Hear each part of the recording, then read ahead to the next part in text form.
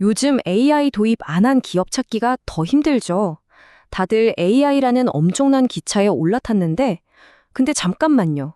이 기차 과연 제대로 된 목적지로 가고 있는 걸까요? 오늘 바로 그 이야기 한번 시작해 보겠습니다. 보세요. 와, 이 숫자 정말 압도적이지 않나요? 기업 10곳 중에 무려 8곳, 그러니까 80%가 이미 생성형 AI를 쓰고 있대요. 이건 뭐 선택이 아니라 필수가 된 거죠. 다들 AI 혁명에 동참한 겁니다. 그런데 여기서 정말 놀라운 반전이 나옵니다. 그렇게나 많은 기업들이 AI를 쓰고 있는데 정작 이걸로 돈 좀 벌었다, 의미 있는 성과를 냈다고 말하는 곳은 10%도 채 안 된다는 거예요. 이상하죠? 뭔가 단단히 꼬인 것 같지 않으세요? 도대체 무슨 일이 벌어지고 있는 걸까요? 네, 바로 이게 오늘 우리가 파헤쳐 볼 생성형 AI의 역설입니다. 왜 이런 일이 생기는지, 그리고 더 중요하게는 이 역설을 어떻게 하면 넘어설 수 있을지 지금부터 하나씩 살펴보겠습니다. 오늘 우리가 같이 살펴볼 내용인데요. 먼저 이 생성형 AI 역설이 뭔지 알아보고 속도에서 가치로 어떻게 생각을 바꿔야 하는지, 그리고 그걸 어떻게 우리만의 경쟁력으로 만들고 조직은 어떻게 변해야 하는지, 마지막으로 성공을 어떻게 측정할지까지 쭉 훑어보겠습니다. 자, 그럼 첫 번째 이야기부터 시작해 볼까요? 바로 생성형 AI의 역설입니다. 왜 그냥 일을 더 빨리 하는 것만으로는 부족하다고 하는 걸까요? 그 해답은 바로 이 효율성의 함정이라는 개념에 있습니다. 이게 뭐냐면요. 많은 기업들이 AI를 그냥 기존에 하던 일에 살짝 덧붙이는 볼트온, 도구처럼 쓰는 거예요. 뭐 이메일 좀 더 빨리 쓰고 보고서 요약 좀 더 빨리 하고 이런 식이죠. 물론 당장은 일이 빨라지니까 좋은 것 같죠? 하지만 이건 진짜 혁신이 아니에요. 왜냐하면 옆에서도 똑같이 할 수 있거든요. 그냥 잠깐 빨라지는 것뿐 지속 가능한 경쟁력이 되지는 못하는 거죠. 바로 이 문장의 핵심을 꿰뚫고 있습니다. 진짜 중요한 건 도구가 얼마나 빠르냐가 아니라는 거예요. 그게 아니라 우리가 하는 일 자체를 어떻게 근본적으로 바꿀 것인가, 바로 이 질문에 달려 있다는 거죠. 진정한 차별점, 진짜 경쟁력은 여기서부터 시작됩니다. 자, 그럼 우리는 어디로 가야 할까요? 해답은 바로 여기에 있습니다. 이제 속도 경쟁은 그만, 가치 중심으로 전략을 완전히 바꿔야 합니다. 이게 바로 AI 시대의 새로운 게임의 룰, 새로운 경쟁 패러다임인 거죠. 이 표를 보시면 확 와닿으실 거예요. 예전에는 어땠나요? 무조건 더 빠르게, 더 싸게, 효율성과 규모의 싸움이었죠. 하지만 이제는 아닙니다. 새로운 방식은 더 깊이 있게, 그리고 더 스마트하게 가는 거예요. 단순 반복이 아니라 다른 사람은 절대 따라할 수 없는 우리만의 독창적인 가치, 진짜 혁신을 만들어내는 것, 이게 핵심입니다. 좋아요. 그럼 그 독창적인 가치는 대체 어떻게 만드는 걸까요? 첫 번째 단추는 바로 이겁니다.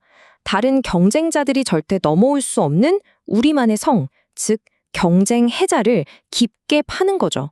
그리고 그 해자를 채울 물이 바로 독점 데이터와 AI 에이전트입니다. 그 방법이 바로 이 데이터 피드백 루프라는 개념 안에 숨어 있어요. 가장 좋은 예가 바로 테슬라죠. 한번 생각해 보세요. 테슬라 차들이 도로를 달리면서 세상에 없는 자기들만의 주행 데이터를 계속 모으잖아요. 이걸로 AI를 훈련시키면 자율주행 기술이 더 똑똑해지고요. 그럼 사람들은 와, 테슬라 좋다 하면서 더 많이 사겠죠. 그럼 또 데이터가 쌓이고, 이게 바로 아무도 따라할 수 없는 선순환 구조, 즉 강력한 해자가 되는 겁니다. 근데 여기서 정말 중요한 게 있어요. 그냥 뭐든지 물어보세요 하는 식의 범용체뿐만으로는 부족하다는 거예요. 우리의 목표는 그런 게 아니라 우리 회사만의 특정 문제를 해결해주는 전문 AI, 즉 수직적 AI 에이전트를 만드는 겁니다. 예를 들면 대출 심사를 기가 막히게 잘하는 AI 에이전트, 혹은 신제품 카탈로그 업데이트를 5배 빠르게 해주는 AI 에이전트처럼요. 이렇게 딱 눈에 보이는 성과를 내는 게 중요합니다. 자, 이렇게 강력한 기술을 갖췄다고 끝이 아닙니다. 아무리 좋은 칼이 있어도 제대로 쓸 줄 모르면 무용지물이잖아요? 기술을 제대로 담아낼 그릇, 즉 일하는 방식 자체를 뜯어 고쳐야 합니다. 여기서 등장하는 개념이 바로 에이전트 조직입니다. 에이전트 조직. 이게 뭐냐면 말 그대로 인간과 AI 에이전트가 한 팀이 되어서 같이 일하는 새로운 조직 모델이에요. 근데 이 모델의 진짜 무서운 점은 바로 성장과 비용을 분리시킨다는 겁니다. 생각해 보세요. 보통 회사가 크려면 사람을 더 뽑아야 하잖아요. 비용이 같이 늘죠. 하지만 이 모델에선 사람을 무작정 늘리는 대신 AI 에이전트를 투입해서 비용은 묶어두고 성과는 기하급수적으로 키울 수 있게 되는 겁니다. 엄청나죠? 예전 모델을 한번 떠올려 볼까요? 그때 우리는 프로세스 안, 즉 인더 루프에 있었어요. 정해진 규칙에 따라서 반복적인 일을 처리하는, 어떻게 보면 시스템의 부품 같은 역할이었죠. 하지만 새로운 모델에서는 우리의 역할이 완전히 바뀝니다. 루프 안이 아니라 루프 위, 즉 above the loop로 올라서는 거예요. 지루하고 반복적인 실행은 이제 AI 에이전트에게 맡기면 됩니다. 그리고 우리는 더 중요한 일, 예를 들면 큰 그림을 그리고 전략을 짜거나 이게 윤리적으로 괜찮은지 감독하고 AI가 해결 못하는 창의적인 문제를 푸는 그런 훨씬 더 고차원적인 역할을 맡게 되는 거죠. 자, 그럼 이런 시대에 우리 인간에게 가장 필요한 능력은 뭘까요? 정답은 의외로 간단합니다. AI가 절대 따라할 수 없는 우리 인간만이 가진 고유한 강점에 집중하는 거예요. 바로 이 세 가지가 우리의 핵심 무기입니다. 첫째, 창의성. AI는 기존의 것을 조합할 뿐 진짜 무에서 유를 만들진 못하죠. 둘째, 비판적 사고. 여러 가지 복잡한 상황 속에서 옳고 그름을 판단하고 논리와 윤리를 통합하는 능력. 그리고 마지막으로 감성 지능. 사람의 마음을 읽고 공감하고 신뢰를 쌓는 힘. 이건 정말이지 오직 인간만이 할 수 있는 영역입니다. 이 그래프를 보시면 그 가치가 숫자로 딱 보입니다. 고객 상담 만족도를 보니까 인간 상담원은 88%인데 AI 상담원은 60%에 불과해요. 이 차이, 28%의 공감 격차. 이게 바로 AI가 아무리 발전해도 넘어설 수 없는 인간만의 가치를 증명하는 거죠. 그리고 이런 공감과 신뢰는 결국 윤리적 리더십에서 나옵니다. AI를 그냥 막 쓰는 게 아니라 책임감을 가지고 공정하고 투명하게 운영하는 것. 이게 이제 단순히 법을 지키자 하는 차원의 문제가 아니에요. 고객의 신뢰를 얻어서 우리 회사를 더 단단하게 만드는 아주 강력한 경쟁력이 되는 겁니다.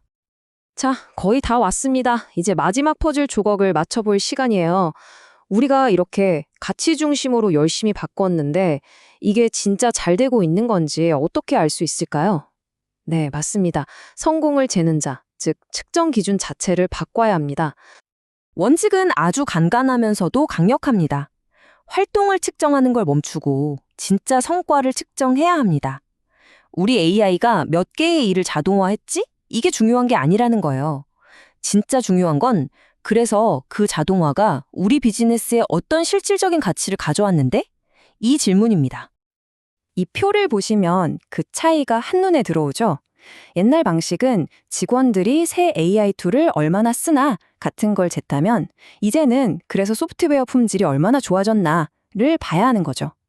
또 다른 예로 이메일 1000통 보내는데 얼마 들었지?가 아니라 영업계약 하나 따내는데 최종적으로 얼마가 들었지? 이걸 측정해야 한다는 겁니다. 이게 바로 진짜 가치를 재는 방법입니다. 보세요. AI는 이미 비즈니스를 할 준비가 끝났습니다. 기술은 정말 우리가 생각하는 것보다 훨씬 더 빠르게 발전하고 있어요. 이제 공은 우리에게 넘어왔습니다. 질문은 이거예요. 당신의 비즈니스는 AI를 맞이할 준비가 되었습니까? 단순히 AI를 쓰는 수준을 넘어서 AI와 함께 진짜 가치를 만들어낼 준비 말입니다. 이 질문에 대한 답을 찾는 것, 바로 거기서부터 새로운 시대가 시작될 겁니다.